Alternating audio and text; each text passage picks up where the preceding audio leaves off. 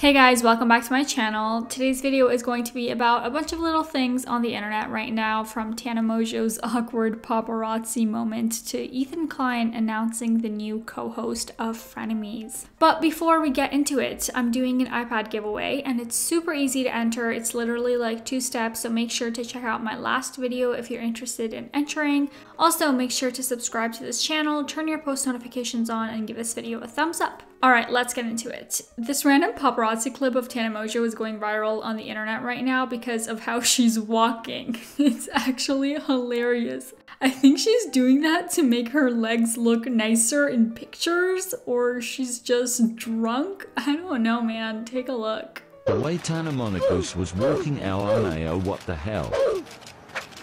This person apparently thought the same thing though, commenting, I think she's probably on something, plus trying to get good angles so she can use the pics for her Instagram. Angles, she's a clever one, mind your own. She's probably just trying to get good paparazzi photos. But then one person defended her, saying, imagine having all of those camera lights in your face. I'd be doing the same thing, you can't see, dummy. And then another person said she's trying to act like she didn't call them. Tana actually ended up posting this picture on her Instagram, and not gonna lie, her legs do look really good. Maybe I should try that when I'm taking pictures. But it's probably also like heavily face-tuned. Like, was she actually this Tana in the picture?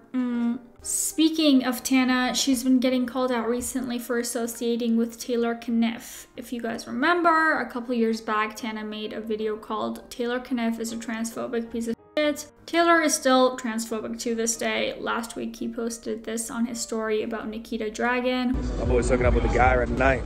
He said, I'm hooking up with a man. I don't give a shit. I'm down bad right now. I'm down tremendous. And I tell the security guard, I'm like, yo, bro, like, it's none of my business, but like, I just don't, I feel like you guys just like a crazy fact that you guys wouldn't know. Like, did you guys know that that's a dude? They absolutely look like I look like I just threw a stun grenade in the back of the security lounge there. They're like, bro, what? I'm like, yeah, that was a dude. And they could not believe it. This is what it's like to be trans. My livelihood is constantly threatened by just living my life as a trans person. And I'm so embarrassed to even be showing this video, but it's reality. It's what's really fucking happening in the world. I try to be strong for you guys and hold my head up high and act like I'm not terrified that something like this will happen to me. This is how trans people die. This time it was me. Next time it could be somebody else, somebody not as lucky. We must stop trans hate because it leads to trans violence and people lose their lives. Taylor then posted this, pretending to cry and making a mockery out of the situation. He also made a terrible attempt to address the situation on his Instagram live as well. Oh, cool. Like, I was never going to say anything. Like, my boys knew I was never going to say anything. I'm like, yo, it's just like obviously unfortunate situation. I have people on my close friends that are obviously clout-ridden, will murder themselves because of this. And that's when I was like, yo, well, you haven't thought about, so that's one side. Think about the other side if you accidentally. Wait, what is he saying?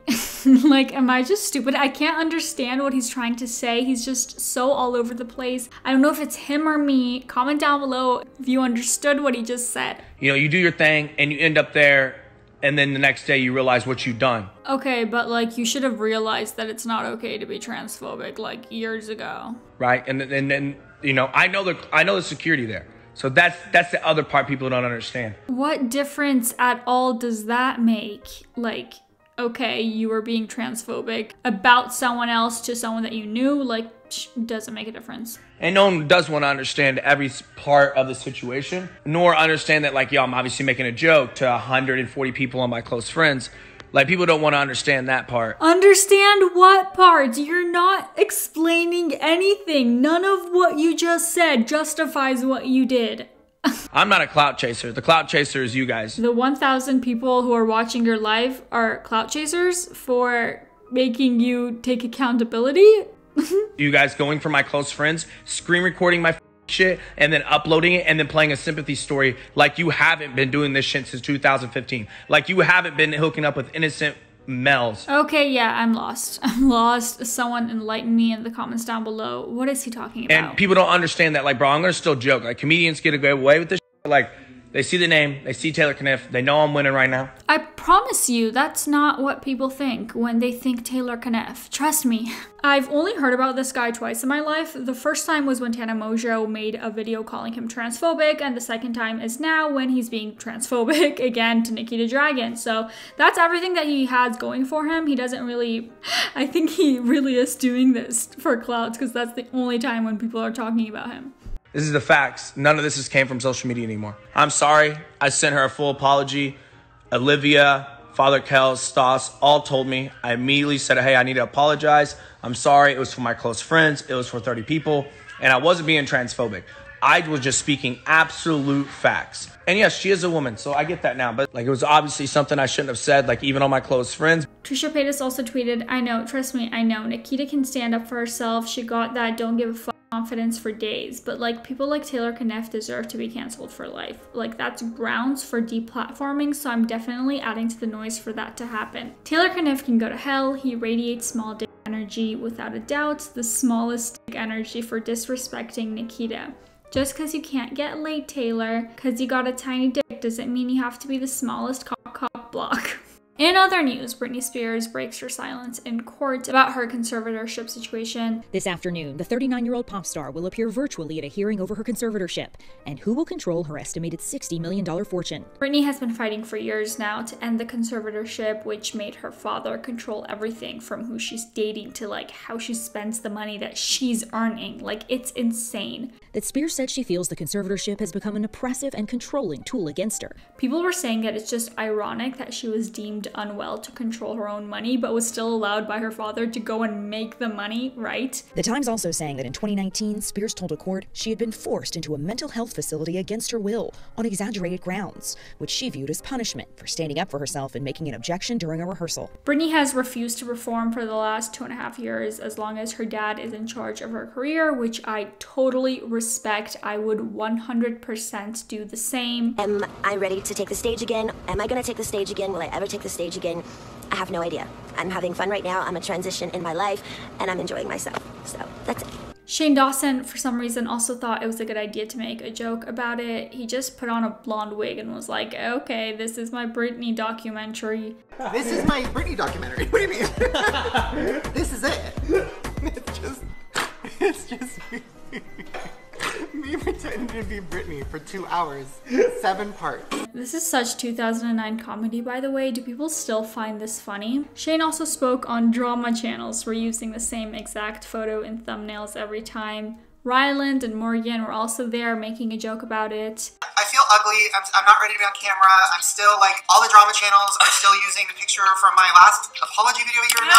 So they do use the same. Like, can you at least, this is my issue, okay? I get the drama videos, like I get what they're doing because they make a lot of money, I'm sure. Probably more than any of us right now. Nah. But you can't even Photoshop a new picture every time. They use the same picture of the same person every time. Like, Tana has had the same picture in 47 thumbnails.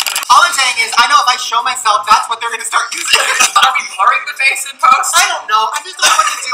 I'm doing this because I love you and I want to support you. Let's move on to talk about the most random collaboration of the century, this. Out of nowhere, Madison and Vanessa freaking Hudgens decide to come out with a skincare line together. I mean, I'm not hating on it, but it's just so random. I didn't even know that these two knew each other. But to be honest, the ad looks hot. I mean, not gonna lie. Also, I love how it used to be everyone coming out with makeup products, but I guess money is in skincare now. Literally everyone and their mothers are coming out with skincare lines now. Like, you know the market is oversaturated once Trisha freaking Paytas decides to enter it. But honestly, not to be hateful, but I trust to buy skincare from these two more than Trisha Paytas. Like, look at that airbrush skin. And since we've mentioned Trisha Paytas, let's finally move on to talk about her former Frenemies co-host, Ethan Klein. Ethan just announced this video on members only called The New Host of Frenemies Is, and he wrote, here's a totally not troll titled video for our members. And spoiler alert, it turned out to be his mom, Donna. One person tweeted, awful situation. Ethan fully deserves to continue with the show how he pleases, but I do think this is going to be harmful to Trisha's mental health. Borderline personality disorder is triggered by rejection / perceived abandonment, and this can definitely be perceived by them as abandonment. Someone replied saying, and that'll be for Trisha to sort through. I honestly agree, like, does Ethan now just have to continue living his life forever, keeping Trisha Paytas' mental health in mind? Like, that's just unreasonable for his business to suffer because of the person who literally made him lose a bunch of money in the first place. Ethan's company was the one who invested all the money into the Frenemies set and the production and the crew, and for Trisha to just walk off like that, and that was a huge financial hit for Ethan. Oh, also the merch. I freaking forgot about the merch that Ethan invested all of his personal income into. So obviously Trisha Paytas was so very inconsiderate of Ethan, so why should he be considerate of Trisha now? Like, these double standards, man. Another user said, I think Frenemies was perfect with Trisha and it shouldn't continue without her. And another said, it's a shame she quit and slandered her co-host / friend online for 2 weeks. He can do whatever he wants with the show in my opinion. She clearly had no respect for it. And my favorite tweet of all time, one person said, Trisha running to Twitter when she hears about this. I am dying. I'm dying. Also, someone tweeted at Trisha Paytas being like, go back to Frenemies, please. Trisha Paytas responds saying next Tuesday, and Ethan Klein confirms, for the record, this is 100% not happening. So for everyone that had hope, it's not gonna happen, I'm sorry. Speaking of Ethan, that's not the only news about him this week. He's been pretty active lately. Steven Crowder challenged Ethan Klein to a debate, which Ethan accepted. This all started, by the way, because Hila once wore a mask to a party where no one else was wearing a mask. Steven was making fun of her for it, and Ethan said that the CDC does the research for us and says masks help prevent COVID. Steven then posted this video to promote the debate. I don't think I've ever seen a more perfect encapsulation of groupthink. The CDC is like this whole governmental body. Just tell us what to do. You don't have to think about it, dude. Obviously, my point is that if you're so fucking stupid, then yeah, you should listen to the CDC, bro. You and I can talk about it. It is appointed to a man once to be invited on the show. And if you don't, if you decline, and everyone now knows that you will, but I will never address you again. I bet this guy's going to do anything he can to avoid actually debating. I didn't want to make it too easy for you. Oh, okay. So I prepared. I had no idea this was going to happen. You know, Steven, you're wearing that we a holster. agreed. Yeah? So? But then Ethan ended up pranking Steven into debating Sam Cedar, who is a comedian and commentator that Steven has been avoiding for like years now. Apparently Ethan had to sneak Sam onto the call without Steven noticing. Avoid. Oh, there he is. Oh no, Sam Cedar. What a nightmare. I had no idea this was going to happen. I thought Ethan was a stand-up guy. Dave, remember I told you? I said, I guarantee you he's going to do anything he can to avoid the debate. He just takes advantage of women with, mental health issues. Steven, Ethan Klein doesn't stand up and do his own I gotta fighting. say, you would do anything to avoid talking to me. And then this happened. The point that you made Yes, at the beginning of Joe this Rogan, was- yeah, Joe Rogan and Dave Rubin and Jordan Peterson and Noam Chomsky and Sam Harris. Everyone's been avoiding. His face, he's so cute and confused. Just let the man speak. But basically, Steven spoke over him the entire time. Come on, Sam, I didn't want to do it. Let's have a Sam, debate. come If on. no one's I'll tell you worried, what. I have a general This is a rule. great I don't even know what I'm watching at this point. Ethan chimes in out of nowhere being like, Steven, show yourself. He said this multiple times because the camera was just on the co-host the entire time. Don't show your co-host. Ethan, you should show yourself. Ethan, how can you respect yourself as a man, brother? Steven. I'm wondering if Steven was like super red and like embarrassed to put the camera on himself. Steven, you are such a coward. Stop showing your little leprechaun co-host. Oh my god, Ethan is actually hilarious. I am dying.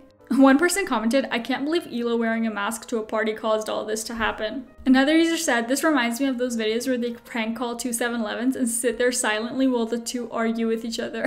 That's so true. And lastly, one user said, why in the world would Steven want to debate Ethan? He has more of a following than Sam, but his content is rarely political. It's a comedy channel. It doesn't even make sense. Someone replied saying, because Crowder's whole grift requires him to only debate unprepared people. The minute someone qualified shows up, he has a meltdown. Which is so true. Like, honestly, he's kind of a pussy.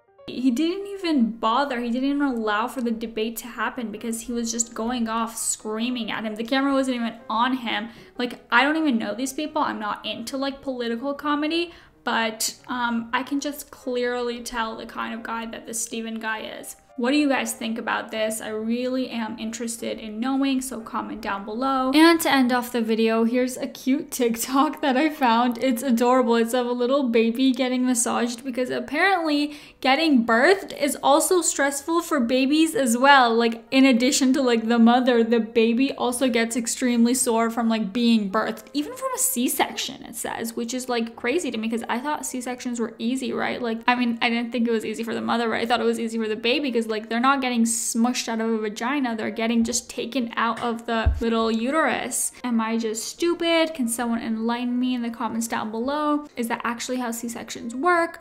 I'm also like already like deciding that I kind of want a C-section, but also like I'm worried about how the scar is gonna heal. So guys, someone inform me about C-sections in the comment down below. Just give me all the information. Okay, wow, I just went really off topic there. I'm not even pregnant, by the way, if anyone was thinking. I don't know. I always just think about how much I don't want to give birth at some point. I don't even know if I want to have kids. Okay, I'm really going off topic. This is what happens when I don't read off of a script. Like, I just keep ranting. Here's the clip, you guys. When I was taking this little guy's photos, I noticed that he was having problems getting into the poses and wasn't feeling 100% comfortable.